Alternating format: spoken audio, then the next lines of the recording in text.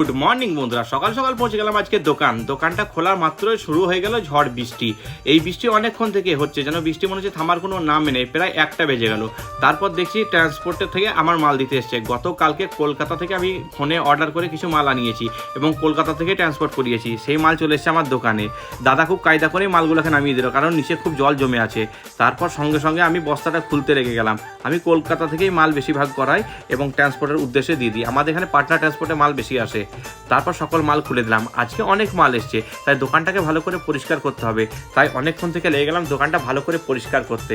অনেক সময় হয়ে যাওয়ার পর নতুন মালগুলো বের করে একটা করে কাটে লাগিয়ে এইভাবে ঠিক ঝুলিয়ে দিচ্ছি দোকানে, কারণ ডিসপ্লেতে যত মাল ঝুলবে দেখতে তত ভালো লাগবে।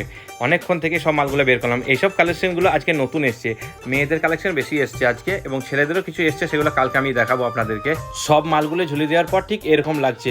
কেমন লাগছে একটু কমেন্ট বক্সে আপনারা জানাবেন, এবং যারা সিউড়ি আসেন আসলে আমার দোকানটা একবার ভিজিট করবেন। বাস স্ট্যান্ডের পাশে কোর্ট বাজারে দোকান।